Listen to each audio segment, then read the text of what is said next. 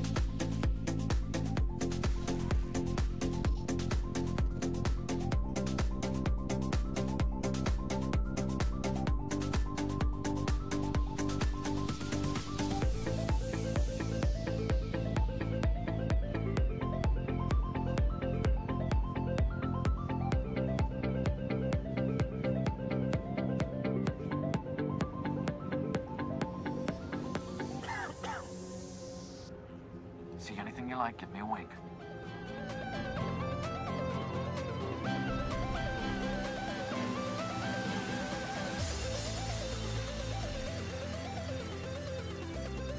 You're going to love this.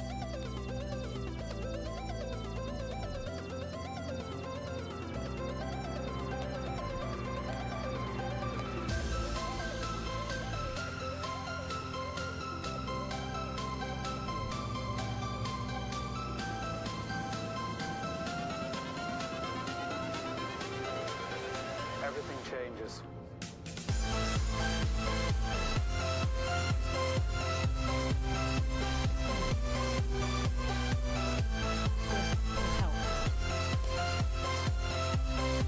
Bring your friends back anytime.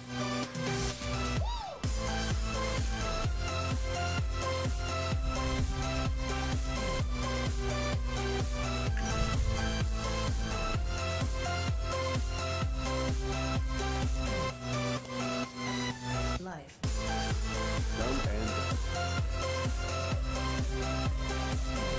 Everything checked out.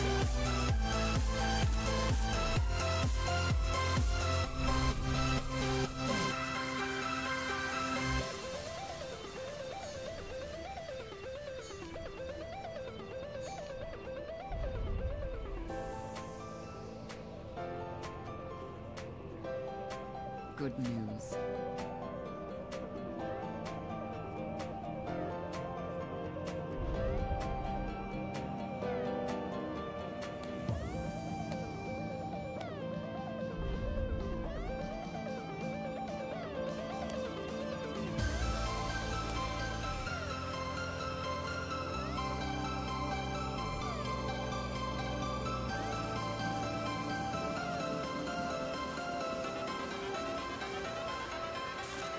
Life.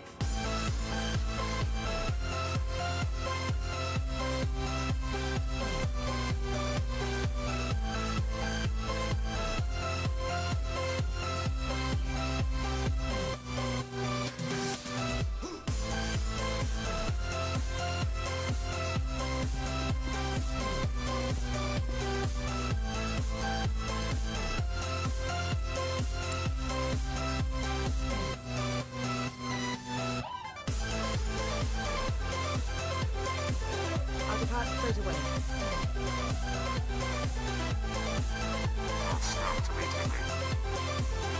I'm on it. I'll get it done. Couldn't find anyone else? Not a problem.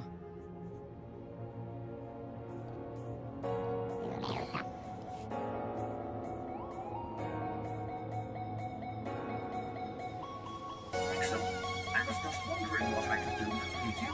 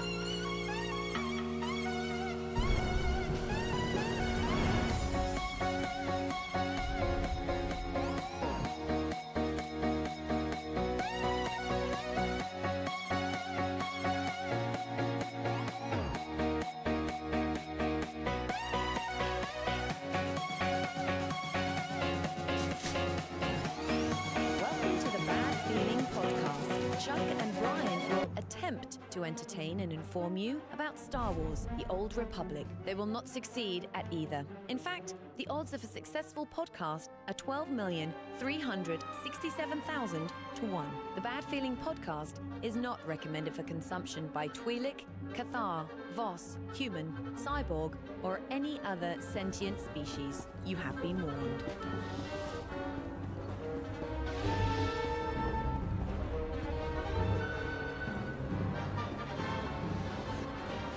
Greetings and and salutations, my fine old Republic friends. Welcome to the Bad Feeling Podcast. Welcome! Hey, how you doing? I'm Chuck. I'm Brian. And this is a show that talks about this game that soaks up every week and second of our lives. Star Wars, the Old Republic. Yes. Holy shit. I have not played in so long. It's, I mean, like Scratching the I am bugs, starting to invisible get bugs on you. weird. Yeah, it's weird. I mean, weird because I've been on. Well, if you've noticed, we hadn't been on in the last couple of weeks, right? Womp womp. And also, I'm sick as a dog. Still recovering from this thing, man. Damn, dude. But I've been actually gone for like 10 days or something like that. I was gone for a while. Yeah, road tripping, right? Disappeared into the wilderness of Indiana. Oh, I shit. know. It was funny when I posted where I was going. There's like people coming out of the woodwork everywhere, man. They're like, "Hey, man, you should have stopped by and seen me. Oh, What yeah. about me? What about me?" Apparently, everybody's in the Midwest. It looks that way, like shit. But I was on a mission. Yeah. Yeah, I was on a mission to find my biological family, and I did. wow. So if you check my Instagram, there's some pictures of me and. I see the clan, dude. Yeah, I know. It's like, It's holy shit, there's weird. like 10 of these fuckers. Yeah, Look at they're all the chucks. totally nature, instead of nurture. It's like what the fuck, really weird. So yeah, it's been a crazy ride, and of course, like beforehand there was all kinds of stuff. Well, this episode is going to be you talking to Keith. Yes. About myself, dude. By yourself, because I totally got I don't know, dude.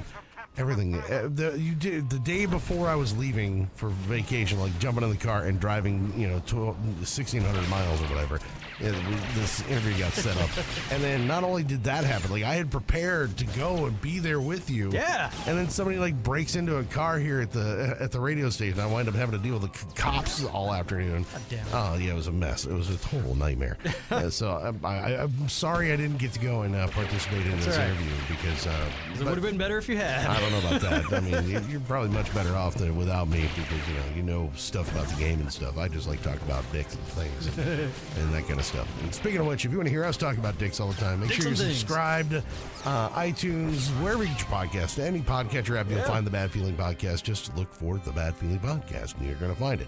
Also on Twitter, At Bad Feeling PDCST. on Facebook / Bad Feeling Podcast, our website, badfeelingpodcast.com. You can find all the old shows. You can find all the other show stuff like music and soundboard and notes and things like that. Yeah, quick update. We got a speak pipe a couple weeks ago asking about the outro music. So I've started putting links to the outro music in the show notes, so you can go right to the outro music for each episode. You can download it. Yeah, That's so I've been fancy. doing a little maintenance since we didn't have an episode last week All right. or the week before. So. You do some stuff and things. Yeah. Yeah.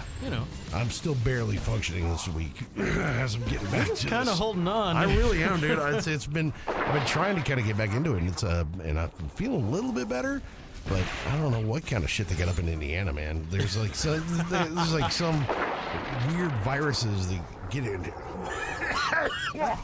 Damn, dude. Yeah, It is Raccool time. Is that what happened? maybe that's what it is. Well, but it's been brutal.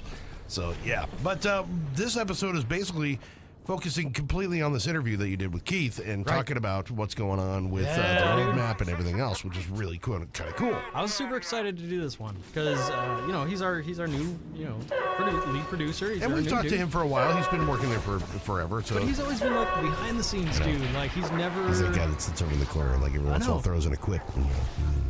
Yeah. Okay, he knows something. He knows something. Yeah, he's got a notebook. Yeah. And he's just like in the corner, like writing shit down. Yeah, like, that guy. Oh, okay. He's the mastermind. But now he's got a public face. Fuck yeah. So yeah, he's And a voice. He's putting it out there. So it's kind of cool that you get to go up there and chit chat with him, even though I run into him at Costco all the time for some reason. I have no idea why we do that, but he's a good guy to talk to. Now, unfortunately, there's a lot of stuff that you had to edit out of this thing. Oh my god. I don't want to talk too much about the stuff you had to edit out, but I was watching. Yeah. I was watching the back and forth about, hey, by the way, can you take this and this and this and this? I'm like, son of a bitch, really? Oh, wow. That's rough. Well, and that's a cool thing. Like, he's so passionate and excited about the game that, oh, hey, I want to tell you about this, and when we do this, and da-da-da. And then Musco's over there writing shit down. He's like, okay, at minute marker number 22 and 30 seconds, you're going to have to cut. Son of a bitch. Yeah, so we did have to go through the review process with this one. Cause Yeah. But there's some cool shit coming. I just got to say. I know. And two, it's another one of those things, like when you talk about this stuff and you're putting it out there, having a conversation about is one thing, Right. but if you want to be pinned down to it to say that this is going to happen at this certain time and these things like that, that's much tougher to deal with. So Yeah. that's why a lot of things had to get cut, and understandable. Right. you And, know, and so a I lot get of it. that was the perception of a promise that Yeah. they're making. He says, hey, we're thinking about X, or we're really excited about possibly doing this thing. And if we put that on tape and release it, then it becomes a promise. And Yeah, you yeah, know, yeah. It's a whole big thing. So Yeah. it's a thing. Yeah, so I get that. I understand that. You know. But you know, there's a blur in your face. It's on tape. It's real. No. Maybe in a year we'll release the lost tapes. After it actually happens, after Yeah. it becomes a promise for real, once it's in a post The somewhere. Keith sessions. Yeah. Yeah, right. That's what we got to do. I think my favorite part of that interview was, though, he, we're talking about building shit in Stronghold, and the one quote that I lifted for it to promo is like, he says, quote, half this game is EPing anyway. Fuck yeah, it is, dude. That's awesome. You get it, sir. But what's You funny get it. is, and then we talked about this too, like when he shifted jobs and things like that. He's one of those guys that really does play this game. When people bitch about, Fuck, he does, yeah. you know, devs don't play the game. They're just they're just doing this. They're just doing it for money. Blah, blah. Like, no, he is one of those guys that has done the grind. He does the grind every day. Yeah. You know, He knows the grind sucks. Yeah, he goes home and he does the grind some more. You know, like he's a guy that plays this game not because he has to, but because he likes playing this game. Right. And And he plays it on his own time. yeah, that's what I'm saying. It's like that makes a difference. I think it really makes a difference when you got somebody like that, because they identify with the player base and what's going on with everything and Yep. what the player base needs. So you're going to get a lot of that in this interview. So let's go ahead and start. Any other thing you want to preface this with? Anything otherwise? I'm a bad interviewer. All right. Well, I'll take that into consideration. All right.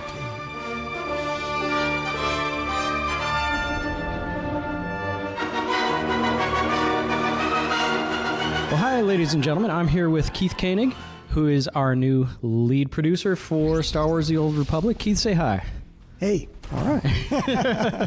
Hey, everybody. I'm glad we could take the time. I'm sorry we couldn't meet at the Costco. You know, I need another 1,000 rolls of paper towels, but but thanks for having me in. And real quick, tell us a little bit about yourself. What did you do before lead producer? Well, let me roll you back just a few years. I worked in the marketing industry, barcode industry, for many years, probably more than most of you guys are alive. And I retired, right? So I was out not doing anything for a couple of years, and I got involved with a game called World of Warcraft that everybody played. And I swear I would never actually pay for a game or a subscription.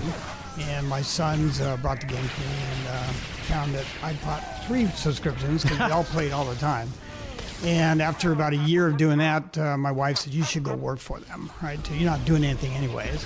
And I did. I went down and actually applied as a game master. Right? So I worked there and worked my way up to running customer service for Blizzard in North America. Did that I left after almost 5.5 years. Right? And this company called BioWare, reached out to me. My old boss was from Blizzard, was working here, and found that I would love to do Star Wars because I have a history with Star Wars, and it would be great if I could participate in that. So that was 6 years ago. And so I started in customer service. I was there for 3 years, and then rejoined BioWare because customer service and EA's customer service all merged.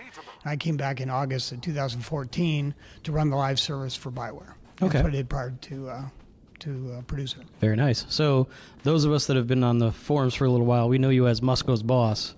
But is it now Musco's boss with a little asterisk that says, and everybody else? Is that how it works? Probably true. Musco and I have a long history. We've been working together all 6 years. And when I came back to be his boss, we had agreed that I would not be on the forums. I would run the service, and he would run all the interactions with the players. And we did that for a long time. And then when I got this role, it was like, Musco, I'm going to intrude on your territory because I need to be out there with you, right? And we started that with the cantinas, where I would actually do a little bit more than just be there as a helper. Right? Sure. But I try to stay in the background. That's usually my approach anyways, is to work from behind the scenes. But as I found out, I was reading through the forums and watching people's interactions, and there was a lot of, what's the right word? Just a lot of negativity, right? And I've seen some of that, yeah. And is mostly from people just not having enough interaction with the dev team. So between Musco and myself, we decided we would start that. And then I asked Charles Boyd, who hadn't really posted in the last couple of years, to get more involved. And you may see more of the DevAct group start responding here soon. Yeah. I think that's a nice welcome change because, from the community side, the player side, this is a big black box and nobody knows what happens inside of it, and there's a lot of mystery. And anytime y'all come on to the post of the forums, it's a good thing. So I'm real glad to see that. So are we going to see more from different teams as well, like the combat team, the art team? Are we going to see more posts? That's the plan, right? What we'll do initially is start with Musco, Charles, and myself. Mm-hmm. And as we start getting into more and more details, if that's what people want to see, we'll bring more of the dev team out. And because the biggest thing for me is I want to make sure that they are not attacked, right? I'd like to make sure that, from a standpoint of, one, just protecting their identity, but mostly so they can focus on the job and get the job done, because we have a lot of demands on them over the year. And, once I think we get into a writer cadence of what type of conversations we can have with players, and we understand what the rules of engagement are, I think from that standpoint, you'll see more and more of the dev team show up on the forums too. Okay, good. So can I ask you, do you troll the player base sometimes? Moi? I look at it and say, as a player and watching, all the interactions and stuff, it's easy to troll them because, hear it, and so yes, right. I think the answer is, I like it. I enjoy it quite a bit. And I think initially they weren't sure how to take it. Sure. But now they're starting to realize that's just my normal mode, right? And so it'd be okay. Because clearly we know you took 3 weeks off, in the middle of May and April. Yeah, I did take 3 weeks off. I told people it was only 3 days, but 3 weeks. I should have taken 4 though, right? It would have been nice to take the entire month of May. Right? Sure. So, so the big news obviously is the roadmap that we've seen, which did come out on time. Was that another troll on May 30th? Hey guys, I don't know if we're going to make it on time. Did you really have it in your back pocket the whole time? Now, what's funny about that is the day before, one of the things that we've learned is that we wait till the last minute to tell people they get upset, right? So around a couple days before that, we said, we don't know if we're going to make it. It's still in review. We're not getting the feedback we thought. We've been following up on it. It's still nothing. And you kind of go, okay, well, you can't commit to providing it if you know that it's not going to happen. So we said, okay, the day before, the 31st, which is obviously the 30th, we said I guess we better tell people they may not happen, because we still weren't sure. Okay. Right? But we had put the feelers out indicating that we'd really like to make May, right? If at all possible, do whatever you can to get us reviewed back. We heard nothing the rest of the 30th. Right? Oh, no. And then that evening, I think it was about 8 in the evening, we got the word that everybody's got thumbs up, approved, you're ready to go. Right? Oh, we're going to make the date. Awesome. Right. So that's why we made the post on the 31st. It looked like a troll, right? And it looked like, somebody said, did we just get punked? Right? Well. But if I would have thought about it ahead of time, I probably would have done that. But it wasn't this case. It was actually honest. We didn't think we were going to make it. I didn't want people, coming to the last day and go, oh, you waiting until the last minute to tell folks. Right. So peel back the curtain a little bit. Can you tell me about what's kind of the process? So, and there's that confusion with the date because I guess a lot of people have to sign off and approve and there's edits. So tell me, how does that actually work? Well, probably not give you the whole details, but I'll tell you this. Is the initial process is what do we want to do? And you work on that. We have a production plan, which is what all the developers actually work towards. We put that together way in advance, right? So this part of this was last year's looking into this year's, and our year starts in April, right? That's why people, when we say FY17, right? Well, we just say 2017. It really means our fiscal year. And so after 5.2 was released, we already had stuff that was already on the books. And so the difference and the reason that the roadmap took so long is we had to reformulate the whole strategy. right? So that doesn't just happen overnight. And you got all these resources that you need to apply. You got art that you have to plan out that takes months and months and months. And so you look at that and say, what is it that we wanted to do? And so we made this master list, and Eric calls it my wall of crazy, right? But it really is just everything that everybody has said about the game internally that we want to do, plus all the stuff I read on the forums, right? Plus all the cantina meetings I've had. And we just said, this is what we'd love to be able to accomplish this year. And when we put it up there, we just couldn't get it all done. Right? So parsing that down and getting everybody to agree on what we could get done is what took a long time. The review process isn't as bad as we made it sound, right, from the standpoint, but there is a lot of people involved, all the way up the management chain, right? And you just kind of define your vision is what you want, define the resource, which is the production plans behind it, and you say, this is what we're going to do. And what takes a long time is really the verbiage. It's more along the lines of, I can tell you what's happening in the next 90 days in great detail, right? And I need to be able to communicate to you in a solid way. And if I get vague, because plans change, right? And then I come up on, say, 60 days and we go, oh, you know what? I don't want to do that. Let's do this instead, or this is a better idea. I've already committed 6 months out, and then if we change it, it looks like we're always changing our minds, right? So how do I explain the process? So from a standpoint of, as a team, right? Let's go back with that. As a team, we actually formulate all of our ideas. We put them down on paper, we develop a roadmap, right, the internal roadmap, which we call a production plan. And then we communicate that all out, right, to everybody else, and everybody agrees on the resource requirements and all the stuff, right, timing schedules, doesn't impact other games. There's no announcement that's happening over here. We look at the competition, make sure we're not announcing on the top of theirs, and then we lay out all those dates, right? And from that standpoint, I can then commit to you that really the next 90 days are pretty solid that this is what we're going to deliver. Okay. That make sense? Yeah. Okay. There's a lot more moving parts than just kind of writing together an email and shooting it out to people. So that's correct. That's good to hear, because from the player side, we want everything we want right now. We want to know exactly when the next thing's coming. But hearing a little bit of the process, and that there's people in different cities that have some involvement, and you do look at the competition, you do look at the calendar from more than just the bubble that is Old Republic. So that's really helpful for me to kind of conceptualize. I've never done anything like that, so that's really helpful. You want to dig into the meat and bones of the roadmap? Sure. All right. So the first thing that I am personally thrilled about is class changes. So I do a lot of PvP, and I do it's PvE stuff, but every time I'm in a war zone, I usually go up against 7 or 8 other mercenaries. And it's so there's the flavor of the month, which is fine, but when it's the flavor of 6 months or more, that's when the gameplay gets a little bit tedious. So I'm really excited to see class changes. What's tell me, what's kind of the mindset in introducing class changes? How often do you want to do them? What do you want to achieve? Well, starting with 5.3, we love to have done it earlier, right? But you look and say, what's the right timing for class changes? One, we're in the middle of the season, so we really need to get to the end of the season so that whatever changes we make doesn't imbalance what just took place. So if I had my druthers, I'd probably cut the season earlier, right, and give people a period of time and then start up the next season. But the way that we are laying things out, we're going to actually make changes. It'll give us some ideas of what's going to happen from 5.3 to 5.4 and beyond, right? But the big changes will happen in 5.3. Some additional big changes will happen in 5.4. So we got July, right? We'll have a number of different classes. And I know that looking on the forums that people have their specific class they want changed, right?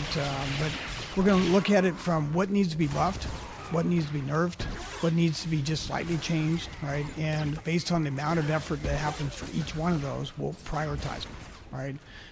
It isn't necessarily because you think that sorts and sages are 15% less damage than they used to be. That may or may not be the case. And so we look at all the data, right? We look at all the input from the players as well. We look at input from our own experience. And we go, okay, what's really happening? And we'll set up a priority system based on that, all right? Okay. It won't be based on the fact of the flavor of the month, right? So there'll be some significant changes in July and some more in, so you've really got 60 days of changes happening. And then we'll tweak it, Right? Okay. The idea is, like I said, we don't really want to impact the season, and so you won't see dramatic changes after the season starts, but you'll see changes, right? The things that make sense, and we'll be watching the data on a regular basis. Okay, well, good. Because something that's always interesting to me is a changing metagame. So we only have a set number of maps, set number of classes, but if one class is more powerful this month or one is less powerful that month, that changes the layout, that changes the play style of each war zone. And you do a lot of war zones, right? So you've seen that too. So can we get rid of the Sorks bubble? Can we get rid of the God bubble? Is that a thing? I like the God. And I also like phase walk too, right? Yeah. Because when I play on my Give it my assassin phase walk. But I have my sage is a elite warlord, right? So I played a lot of war zones. Yeah. Right, and I look and say I used to be just a glass cannon, right? And when you introduce the jazz hands, as a lot of people call it, right? It really gave you an opportunity. The issue that I always had with it is you can't do anything while you're in the bubble. And when we added at least phase walk, right, you had the opportunity to at least live a few more seconds. Unless, of course, the power tech, and right, we already had it, and you grabbed, and they pulled you back, and it didn't matter. But, I don't think we'll get rid of that right now, right? Right. I'm sure there will be some other changes that we do to make that a much more viable option, because it's just the survivability for 10 or 15 seconds, and then you're dead, right? So it's not one of those things that I think is as useful as we thought it should be. Okay. Right, but if I sat there with the combat team and said, this is how I use it, we probably could come up with a way to make it much more viable. Okay. Well, cool. So something else that's ancillarily related to PvP is we have PvP instances now on each world and each server, and I play on what used to be a PvE server, and the PvP instances are largely dead. Is there anybody looking at how do we get more players into PvP instances, or is there right now as a player there's no reason to go in there because there's nobody else there? So there's no open world PvP, there's no different rewards or anything like that inside a PvP instance. Is there any thinking along those lines? So there's actually a thread that started up this morning. In fact, I was talking about that very thing. Charles jumped in on that, right? And so what we talked about amongst ourselves this morning was we did a lot with IOCATH, right? We did all kinds of things to make world PvP a thing. Not like Ilum, right? But really it was an environment in which you could go in, and if people actually went there with those prerequisites in mind and take advantage of all the things we did in IOCATH, but nobody does it. Right. Do you go into the instances PvP, as you said, there's 2 or 3 people in there. It's like it seems like it was worthless. Bottom line is there's no incentive to do it. So what we really need to do is talk to the players and figure out what would have people want to go do that.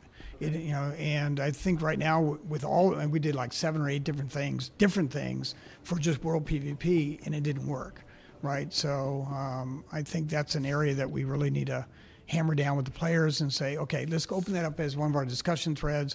What would you guys like to see when we combine the servers, or really the instances, right? Yeah, everybody migrated to PvE because you didn't have to fight everybody, you just did your thing, right?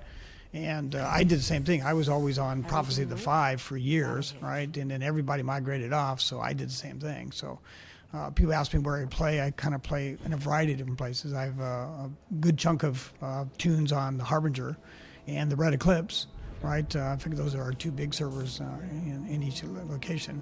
I have a few on Shadowlands and a few on Jedi Covenant, but I don't play them as much, right? And my Pot 5 characters are kind of stale at this point because they're just not PvP anymore, at least not open world. Right? So this dovetails nicely into something I wanted to talk about. Something that was not on the roadmap is addressing server populations or queue times. Sure. People talk about cross server or mega server or server merges. What's going on? It's a really good question. One is we know from a tech standpoint that cross server is not going to happen. Okay. Right? We talked about it. We discussed it. We laid it all out. And it's not. A lot of people blame the engine. It's not the engine. It's just the way that we've laid out databases and other things. It just won't work the way that everybody thought it would. Server merges is something we have talked about, right? It's probably something we'll continue to talk about. Server population is a better discussion, right? Because there's a lot of people that like where they are. Sure. And look and say, why force people into a bigger server or vice versa, into a smaller one if they don't want to go? Part of the issue is also with guilds. And you look and say, what's the big issue with guilds? Well, we don't have a mechanism today that allow you to move all your assets from one server to another. So people think they'll lose their guild ships, they'll lose their banks, all their investment and stuff. If they move the guilds, they have to reform the guilds. There's a lot of pain that goes on there. And we looked at it and said, if we were going to do anything like that, we'd make sure, one, you don't lose anything. Two, you can keep your guild intact. Right, whether the guild name changes or not, we probably can handle that too, right? By just putting an @ sign and give you the old original server that you're on. We do that now. We did that on the last server merge. And there's a lot of technology stuff. Like if I have legacy banks on multiple servers and they're all tapped out, and I merge them all together, am I going to have 18 legacy tabs, right? So you look and say there are some technical limitations, there's some database restrictions, there's some things that you'd have to accommodate. You end up with all this extra data that's not needed, right? Because not everybody needs 18 legacy tabs. So before we actually do any of that, Musko would say that he'd like to have 18 of them. But you look at it and say, what we need to do is make sure that we've analyzed every piece of it, right? So what is it that people really want? There's this server thread going up already, or it's already out there, and people are talking about what they would want. And you can see the arguments on both sides, right? So I look and say, we'll approach this cautiously, right? We need to get buy-in. There's technology involved. There's hardware changes we have to do. There's operating system upgrades. There's all these things that we'd want to do if we're going to do that type of stuff. And then the next question is, what do you name it, right? You call it all the Harbinger, right? Or you come up with a brand new name, right? And that sounds like a simple thing, but my philosophy is if we're all merging, if that was actually something that was going to happen, we'd end up with new names. Okay. Right? Because now we'd move to something else, right? But it's an important area of server population. I think one of the comments I saw was one of the other areas we could do is just figure out how to bring more people back, right? I agree. I think with the changes that we have going on, some of the things that I can't tell you today, but I can tell you in the future. There should be opportunities for people to come back and try to get it. Again, I think that will help with server population. It won't take the very low pop servers, right, and make them big again, right? So we have to look at that as part of it. But if people really want to stay there, I'm almost inclined to say, okay, right? But if we can convince you to move to another one, and we can make it easy, and the pain is right, is that viable, right? And we'll put all that out there. Well, once we have all the details of things that we want to talk about, I think that's what we'll present on the forums and let people go to town on it, and then we can come back with, okay, here's all the things we've analyzed, here's all your commentary, here's where we think we are, and here's what we think we're going to do, and then bring that one last time to the players. Okay. So I understand some of the maintenance that we've been seeing lately is due to OS and hardware upgrades and migration, stuff like that. Are those changes on the back end? Would those be on the path to let you do server merges and stuff like that? Yes, right. So straight up, right. The hardware that we brought in is very powerful. It would allow us to combine 4, 5, 6 servers into one, right? People wouldn't notice any performance stuff. They're very, latest technology, right? And so all the operating system upgrades, all the hardware upgrades, all the infrastructure that went with it, the networking that went with it, all of the load balancers and stuff are all new, right? It was part of our move to a new data center, right? That takes care of one of our data centers, and we have 3. All right, so we still have to do the same process for the other ones. But once we do that, then everything will be in a position. If we decide that a merge was a good thing, then we will do that. Okay. So could we also hopefully unlock other kind of resource-intensive things? Because back in the day, speeder piloting, 110%, we were given to understand that that's a hardware limitation. Like the servers can't make your speeder go any faster and render it correctly. But now we see 120, 130%. Can we attribute that to the new hardware and OS upgrades? Some of it, right? Okay. Some of it really has to do with the way we've also increased performance with between the client and server. Okay. Right. Some of the client upgrades and some of the graphic changes we made, performance in the client itself. A lot of that has been changed, and it's been gradual. Some people haven't really noticed it necessarily. But there's been, some people will notice just the cinematics at the beginning of a chapter. Those have all been upgraded. So we've had a lot of technology things that we've been able to implement behind the scenes that we haven't made a big to-do about, because the game should have just run like that anyways, right? But it is a 6-year-old game, and we're needing to take some of this quality of life stuff that we're doing, and some of that will be performance-based as well. So tell me about some of the quality of life stuff that's on the roadmap that you're most excited about. All right, quality of life stuff, right? Think of anything that's in the game. You ask a question, I'll tell you what's going on. Right? Something near and dear to my heart. How about craftable sparkle powder? Right, I love craftable sparkle powder. Right, and look and say as a quality of life enhancement, I think that'd be a great idea. Talk to the techs, right, and artists, and that is something that we could probably do. The question is that something we want to do, right? And I look and say on a priority of things that may not be on the high end, but it is a cool idea, right? So that way people can actually do other things. Group Finder, right? It needs an overhaul. Right? Okay. And I look and say there's a lot of things that are out there today, right, that don't let us take full advantage of the game.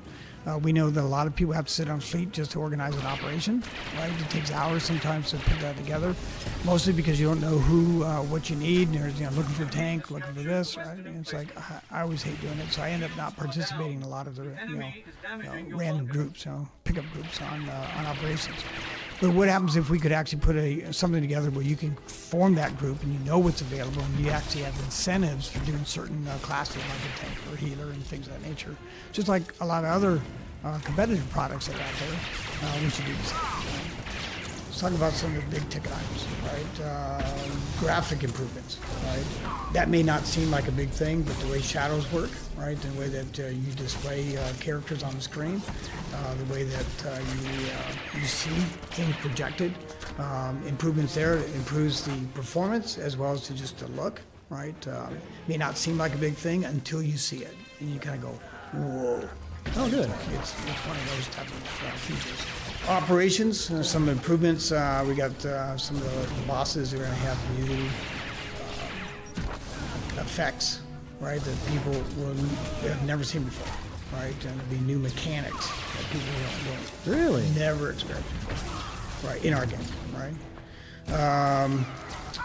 Looking at old content, right, and seeing what we can make it so that there's certain levels of flashpoints like story versus veteran, and right, trying to see what we can do there. And yes, it's old content, but take I don't know, Lost Island doesn't have a veteran mode, right? Doesn't make sense to. Right. Well, maybe not. But if people haven't experienced those things or they get into it, here's a good one for me: is Blood Hunt on hard mode. Yeah. Right. You get in, you land, people leave. You think, I know. why did you leave? This is one of the funnest one to have. It depends on the pug. It really does. And you look at the and some of those are. There's a certain class of flashpoints we have, like Blood Hunt or even Rishi, right? Battle Rishi, where you need to be a level 70, have all your skills, right? Not just boosted, right? Because and DPS matters, right? Especially on that first fight in Blood Hunt. It's a DPS fight, right? And if you can't blow up those ads, right, and remove the dots in time, you're gonna die, right? You may die 5-6 times, and I people know. quit, Yes, right? they And you do. think, why do you quit? It's like a progression guild, right? So, hey, you're getting closer every time. You should just hang in there, right? But most people just don't have the patience, and so I look at that and say some of the things that we should do is identify the ones that are harder, right, and give them better rewards, right? And we used to have that separated, right? With Lost Island and things like that. They're separate. I'd like to see the group finally be able to identify those better, and then you get better rewards as a result of completing those. And that way we can tone them up, not always tone them out, right? Because I like challenging content. Right, the Eternal Championship was fun for me, but not everybody did it. Right, I remember going into it thinking I had the right tune, and I finished. I realized my companion was level 10. Right, and That's going to be a problem. And it was like, oh, right. But I was now into number 9. I said, okay, I gotta have to do this anyways, right? And I was able to accomplish it. More along the lines of I like that kind of content. So Okay. I'd like to see us provide us more of that. Okay, and it sounds like the new Flashpoint on Umbara is going to have the different difficulty modes, right? That's correct. And something that I wanted to touch on, it looks like, as near as I can tell, the new roadmap, you touch on pretty much every aspect of the game. There's something for housing, there's something for companion influence, there's something for flashpoints, operations, PvP, rank, which is, we haven't seen that in the last probably, year and a half, 2 years, where every aspect of the game gets touched. Is this a Keith thing? Is this the BioWare thing? Why are we now seeing attention paid to things that people we thought were dead? Well, I look at it and say it's a team thing, right? When we got the team together and said, what would you guys like to do in FY18 for this next year? Because they already had most of the plans laid out. And we did a number of brainstorming sessions with the team, and all of this fell out of that, right? And there are people here that are, that love GSFs, and people here that love strongholds, right? Everybody had a love for something, and we said, well, how do we fit that all together, right, and make it so that that becomes what we do? And that's our mantra going forward. Really, it's a game, right? It shouldn't be just exclusive to one or another. And I'm not saying it was a mistake to go that way, because I don't think it was. Kotet and Kofi were fun. They were new ways for us to try deploy new content. But we only focused on story, right? Yes, we had some flashpoints, and yes, we had some things, but it wasn't really geared around multiple players. And that's really where the focus came in. And so all the other types of things is, well, what multiple player content do we have? Well, we have GSF, we have PvP, we have, and you say, well, Strongholds is single player stuff, right? But not really, right? To look and say, you want to, part of this whole game is EPing anyways. You want to strut, right? Absolutely. And so here you have this amazing Stronghold. You want people to come in and you want to invite it, right? That's why you do that. And we look and say, people want mini Strongholds. Why? Because they're cool. You can actually go to another planet, right, to get there kind of quick, do your thing, and exit out. They're good travel mechanisms. There's all kinds of benefits in having them. Yet you can also strut, right? So we didn't want to leave that off, because we haven't done anything with Strongholds in a couple of years, right? Yes, we introduced Yavin when we did Shadow Revan, and then we kind of went dry. So we decided, again, as a team, that we want to see what we can do on everything. Right? Okay. Now, it drains your resources by doing it that way, right? It kind of doesn't let you focus and get everything in one. So that's one of the complaints I saw on the roadmap, was there's only 90 days.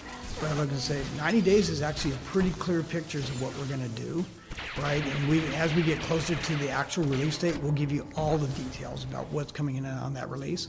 And so as we get closer to July, you'll know everything about 5.3. And as we get closer to 5.4, you know everything about 5.4, and then 5.5 and beyond, right? And I think it allows us to stay clear, allows the team to be really focused on what we're delivering.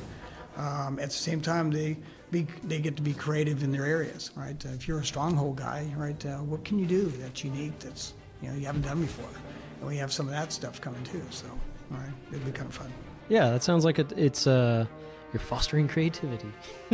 Absolutely, right. Good. Like I said, everybody I talked to has been excited that everything gets touched.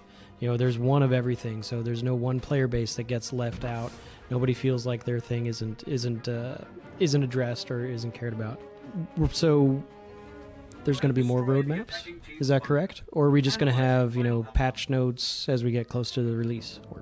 Well, I think it can work both ways, right? One is we can either do an official roadmap like we did, right? Or we can simply, it may be faster, right? If we provide you what's going on the next 90 days, and we did it on a forum post, right? Versus go through the whole process again, because I don't think that's as necessary, because now everybody knows what our direction is. Right? They know that we're doing MMO content. They know that we're going to be having flashpoints. They know that we're going to be doing PvP. They know a lot of, as you just mentioned, a lot of things are going to be touched, right? So they know that direction. Now the question is, well, what's happening? And if I can be clear, or Musco or Boyd can figure out exactly what we need to communicate, then we'll be doing that a lot earlier, right? So as we get closer to the 90-day window here, we'll be putting out the next 90 days. Right, and give you a direction. We may not give you all the detail, but we'll give you the direction, and so you'll know, oh, that's what's coming here. Oh, that's cool. All right, we got a new flashpoint coming. Oh, great, new operation boss. Oh, okay, great, right. And, oh, what kind of change are you making for GSF? You'll know about it. right? And I think you'll see that every quarter. That's our. Somebody wanted me to change the word from plan to commit. So I look and say that's really what it meant, is that we're committing every 90 days to provide you with the directions to where we're going. And I think we're showing that now with all the posting that we're doing. Some of it is in jest and yes, trolling and having some fun with the players. But at the same time, I like it when they do it back to me. So if they start trolling me, I think it's kind of fun. You're opening yourself up there. Right. So. And so something there at the bottom of the roadmap, there's a little paragraph about we're going to start throwing ideas out to the community. This is something we're working on, something we're thinking about. What are you doing? So, as part of one of the areas I asked the team to change, and that is player relationship, right? We need to strengthen that with the players, because I think even myself as a player, I look and say I don't have enough insight as to what's going on. So we can't open the doors completely, and nor would I want to, because I want to be able to keep things close to the chest so we can surprise people too. I think that's part of the environment, but I think people need to get to a point in which they trust us. Right, so okay, you got some cool stuff. I'm willing to wait, right? But there are other things that we're not sure about if that's even a priority to the players. And this little section at the bottom really is talking about forum discussions, discussion threads. What do you think? Right, here's some ideas that we have on the plate. Server merges will be one of them. PvP class balance we just started, right? We already have a pretty good idea of what we're doing, but I'm sure there's going to be something people say within all the threads that go, ooh, yeah, good point, right? Let's take that into account when we do these things. And we'll do that on